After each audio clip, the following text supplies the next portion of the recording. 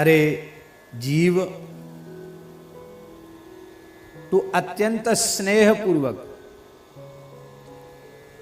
श्री राम जी के पवित्र नाम का जप कर।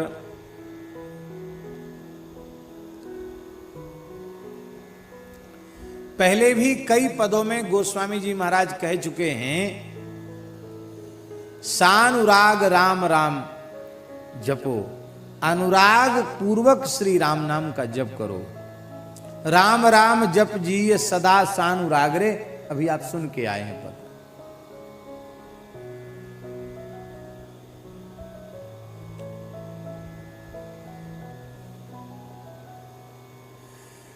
राम नाम जपने से क्या लाभ होगा, ये 65, 66, 67 पद में बता चुके हैं। न जपने से क्या हानि होगी, ये भी बता चुके हैं।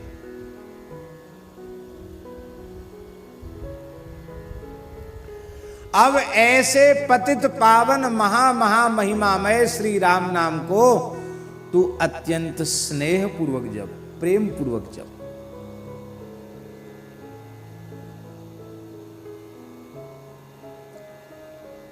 नाम का उच्चारण करके, नाम का आश्रय लेकर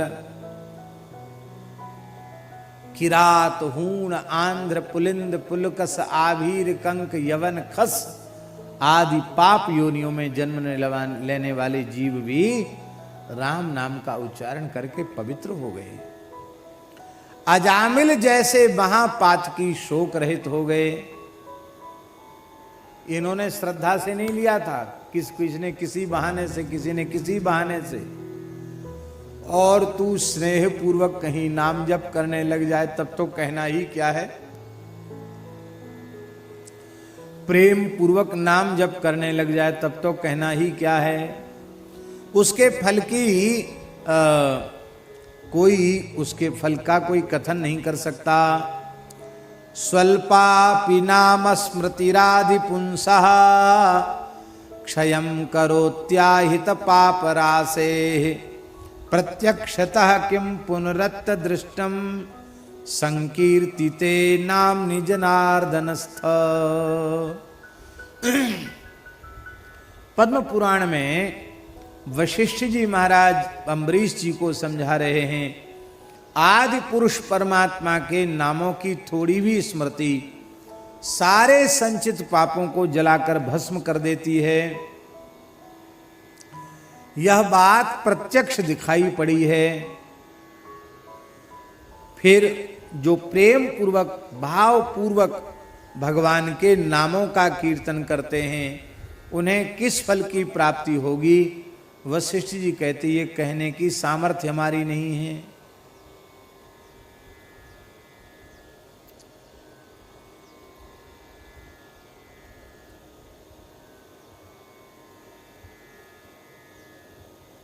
ये राम नाम क्या है? संबल निशंबल को, सखा असहाय को।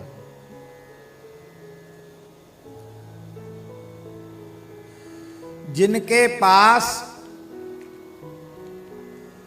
परमार्थ पथ के लिए कोई भी साधन सामग्री नहीं है,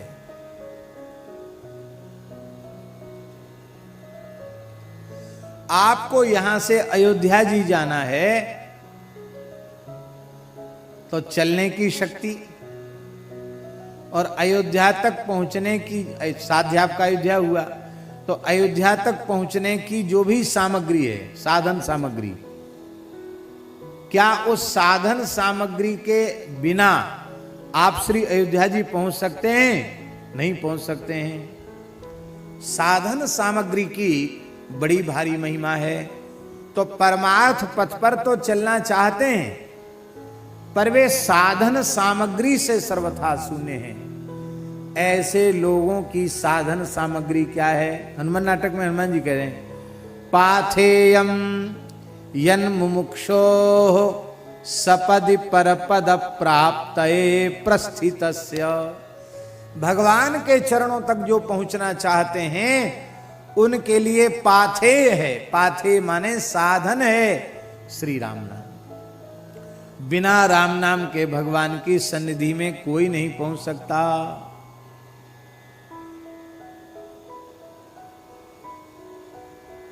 तो सब प्रकार से जो साधन शून्य है वह भी श्री राम नाम का आश्रय लेकर के अपना परम कल्याण कर लेता है। इसलिए हरिधाम पथि संवलम नाम को गोस्वामी जी ने कहा है, भगवान के धाम तक पहुंचने का जो मार्ग है उसमें संबल केवल भगवान का नाम ही है।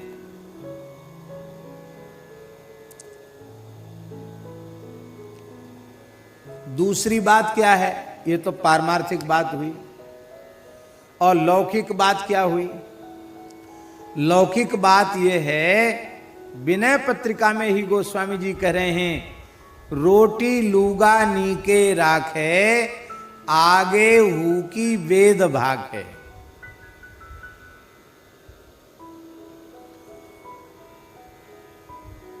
आप भगवान की शरण ग्रहण कर लो और उनके पवित्र नाम का आश्रय ले लो, फिर आप संसार का कोई काम कभी मत करो, सोचो भी मत। क्रिया के नाम से, उद्यम के नाम से, पुरुषार्थ के नाम से, उपार्जन के नाम से आप कुछ भी मत करो, तो भी ठाकुर जी का ठेका है। क्या ठेका है?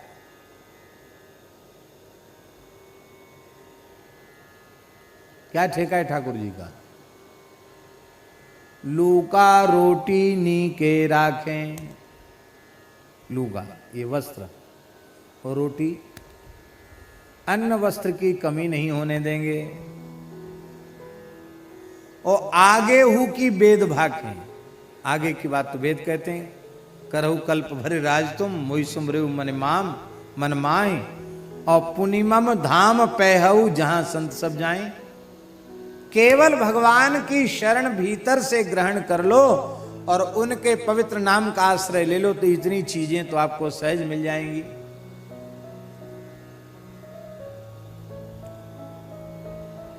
हमारे वृंदावन में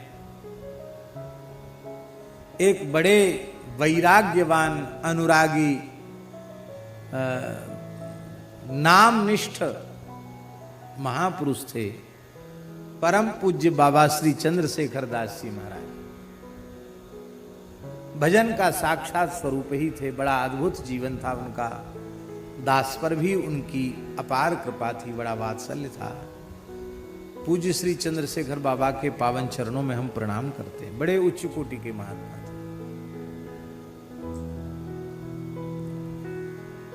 तो जब कभी हमें अवसर होता तो हम बाबा के पास जाते थे। बाबा याद भी करते रहते थे। कभी ज्यादा दिन हो जाते तो संदेश आ जाता था, वो क्यों नहीं आए। हम बाबा के पास जाते तो बाबा बोले देखो, पति जानता है कि मेरी ये पत्नी उत्तम पतिव्रता नहीं है, ये वो जानता है।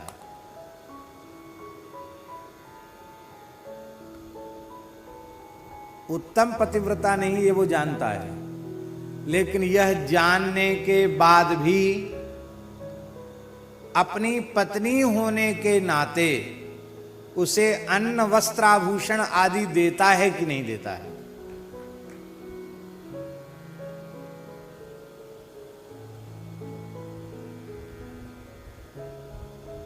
वंचित क्यों नहीं करता? उसको कहना चाहिए कि भाई तुम सर्वोच्च पतिव्रता होती तो हम देते, तुम तो ऐसी हो, तुमको क्या दें। फिर भी देता है, जानता है इसका जैसा समर्पण होना चाहिए वैसा नहीं है, प्रेम भी नहीं है, फिर भी देता। क्यों देता है? क्योंकि भले ही पति जानता है कि इसका उत्तम समर्पण नहीं है, उत्तम पतिव्रता नहीं है, वो तो जानता है, लेकिन संसार में प्रसिद्धि यही होती है कि यह अमुक की पत्नी है। तो अब अमुक की पत्नी है तो भूखी प्यासी डोलेगी, उघारी डोलेगी, तो बदनामी कौन की होगी? किसकी बदनामी होगी? उसकी बदनामी नहीं होगी, पति की बदनामी होगी। अरे देखो बड़े भारी सेठ बनते, जमींदार बनते हैं, बड़े आदमी बनते हैं, देखो घरवाली की क्या हालत है, शरीर पर कपड़ा नहीं है इसके, हैं आंतें सिकुड़ रही हैं, लगता भोजन भी नहीं मिलता इसको। तो ये बात कहकर बाबा रोने लगे और बाबा ने कहा उल्टा स्त्रियों के समान हम जीवों की दशा है, पर गुरुदेव भगवान ने ठाकुर जी से पाण ग्रहण करा दिया है। संसार में तो प्रसिद्धि हो ही गई है कि हम भगवान के हैं, भगवान के हैं, भगवान के हैं। ये नाम मात्र का जो नाता है, इस नाते के कारण ठाकुर जी कितना निर्वाह कर रहे हैं। बाबा ने कई इतिहास बताए। बाबा ने कहा हमारे सामने कई विभीषिकाएं आ चुकी हैं, कितने अकाल पड़ चुके, पर चाहे जितना अकाल आया हमने साधुओं पे कभी अकाल पड़ते नहीं देखा। कहते जब अकाल पड़ा तो सेवा और ज्यादा बढ़ गई। इसका मतलब ठाकुर जी और लोगों की चिंता करें न करें, हमारे नाम पर जिन्होंने लंगोटी लगाई है, तिलक लगाया है, अब वो भूखे प्यासे रहेंगे। हाँ, अपनी इच्छा से कोई भली रह जा भूखा प्यासा, पर ठाकुर जी की ओर से कोई भूखा प्यासा नहीं रह सकता, नाम मात्र का।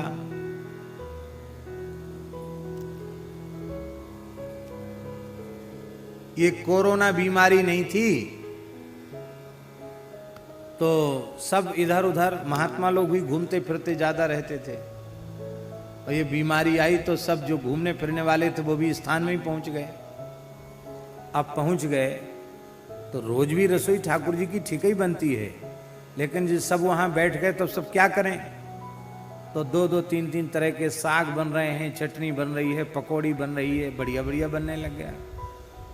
तो हमने कहा भैया सब दुनिया में लॉकडाउन हुआ, मलुक पीठ में तो लॉकडाउन क्या हुआ है, तो यहाँ के तो भाग्य ही खुल गए। अब सब साधु जुट गए रसोई बनाने में, आज हम ये बनाएंगे, आज हम ये बनाएंगे। बनाओ भैया, ठाकुर जी को प्रेम से भोग लगे, संत पावें।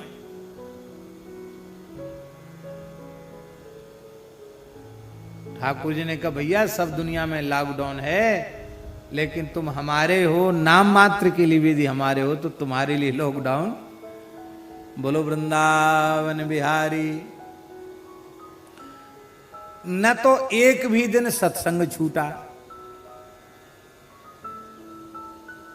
ब्रजभूमि का इतने लंबे समय तक निवास कहां भाग्य में था, सोचते थे कभी ऐसा होगा क्या। सब कुछ अनुकूल ही अनुकूल हुआ, समझ में नहीं आता। हमको ऐसा लगता है, भली प्रतिकूलता वाली बात सबके सामने भी है, पर हमको ऐसा लगता है ये कोरोना नहीं है, ये श्री ठाकुर जी की करुणा हम सब जीवों पर बरसी है। दुनिया के लिए कोरोना है, हम सब के लिए भगवान की करुणा है, जो धाम का आश्रय, श्री नाम का आश्रय, संतों की सन्निधि, गौ माता की सन्निधि इस बहाने से हम लोगों को प्राप्त हो रही है।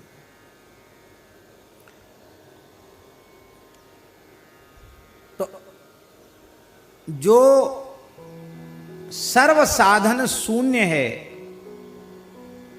जो असहाय है, उसका सहायक राम नाम है। सखा असहाय को, असहाय का सखा राम नाम है। और कैसा है राम नाम, भाग्य है अभागे हु को, गुण गुणहीन को।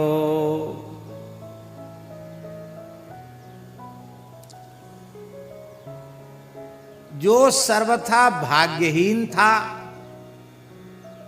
संसार की दृष्टि में, अब हरि गुरु संतों की कृपा हो गई और श्री नाम की प्राप्ति हो गई और नाम का आश्रय उसने ले लिया, तो महाराज सारा संसार जिसे भाग्यहीन कहता था, अब लोग कहते हैं भैया इससे बड़ा भाग्यशाली और कोई दूसरा नहीं है। फिर ऐश्वर्य उसके पीछे पीछे चलता है, उसको ऐश्वर्य के पीछे नहीं जाना पड़ता है।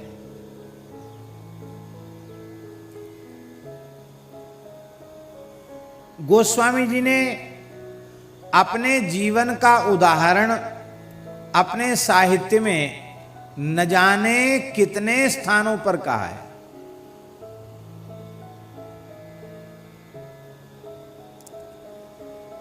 विनय पत्रिका में एक जगह गोस्वामी जी कहते हैं, चाटत रहो स्वान पातर ज्यों, कबहू न पेट भरो, सोहो चाखत नाम सुधारस, पेखत परसु धरो, भरोसो जाहि दूसरो सो करो, मोको तो राम को नाम काम तरु, कली कल्याण फरो। जब मैं राम नाम से विमुख हो गया तो जैसे कुत्ते का पत्तल चाटने से पेट नहीं भरता, ऐसे बचपन में संसार की दृष्टि में सबसे बड़ा भाग्यहीन मुझे मानकर लोग मेरी छाया से भी डरते थे। कोई 4 चने हमारी हथेली पर रख देता था तो मानत हो जानत हो 4 फल 4 ही चणक को, 4 चनों को मैं समझता था यही चतुर्विध पुरुषार्थ है, धर्म अर्थ काम मोक्ष यही है।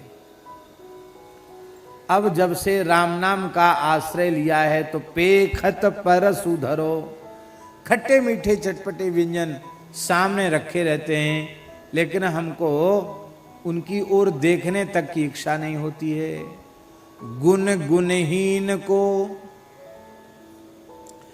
जो समस्त गुणों से हीन है, न विद्या है, न चातुरी है, न गान है, न कारीगरी है, कुछ नहीं है, गुण नाम की कोई चीज उनके पास नहीं है, पर वे अनन्य भाव से राम नाम के आश्रित हैं, तो सारे सद्गुण उनमें अपने आप प्रकट हो जाते हैं।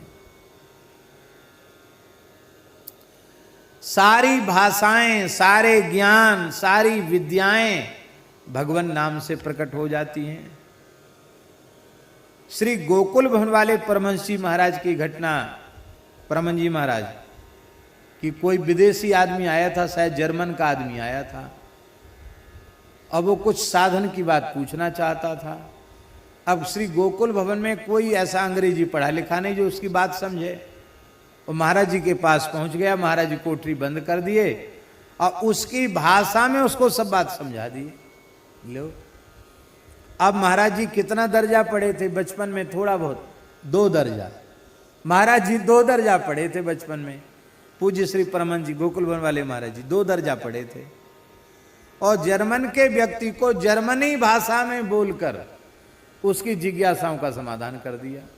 गुण गुणहीन को कोई गुण नहीं, कोई विद्या नहीं, पर राम नाम है तो सारे गुण सारी विद्याएं अपने आप आ जाएंगी।